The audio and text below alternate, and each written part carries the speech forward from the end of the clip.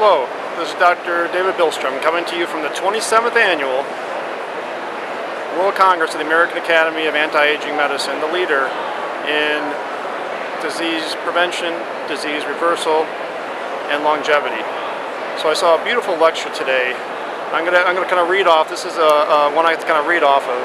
A wonderful lecture today by Terry Herzog, who is a physician out of Belgium, and he did a lecture on what makes people special to the point where they can live to 100 years of age.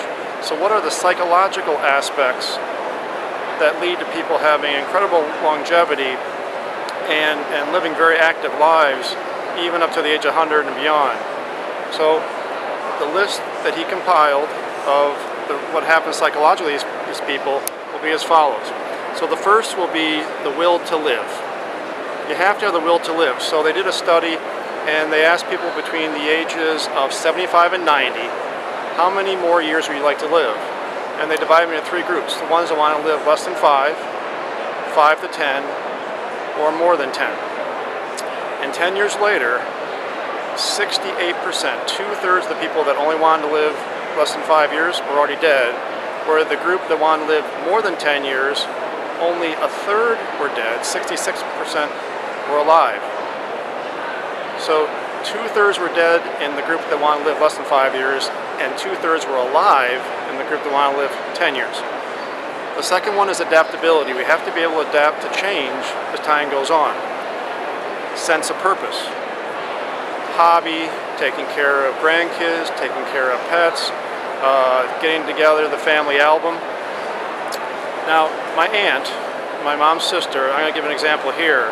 So my aunt is 87 and so vibrant. Now, part of her will to live involves what he talked about is continuing education.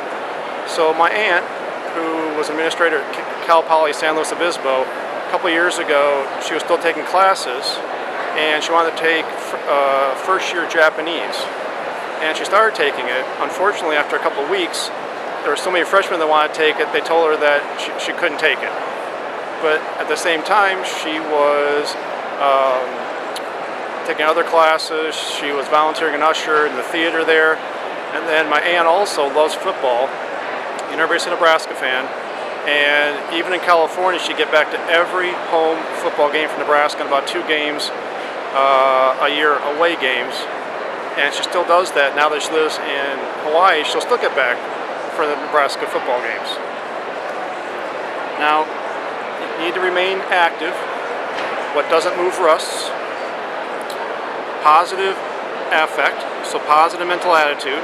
What they see is that a positive mental attitude increases your chance of survival by 1.5 to 3.5 times normal. So in one study, having a positive attitude actually added about 10 to 15 years of life expectancy. Better stress management. Self-determination, that strong willpower. Sociability, 2 times greater survival. Religion or spirituality practice, kind of a sense of higher purpose, spiritually involved. So things like having a legacy of basic values, high ethical principles, 2 to 4 times greater chance of survival. Feeling of freedom, not really caring what other people think about you. And that tends to come with age, thank goodness.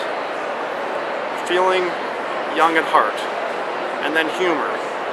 Now, for some reason, humor seems to be more important for longevity in women than in men. Now, he talked about a wonderful woman who was 122 years of age, and he was using her as a great example of a great sense of humor that helped her live to 122 years of age. So this woman was asked, so what do you think about all your wrinkles? And she said, I only have one wrinkle, and I'm sitting on it. Thank you so much.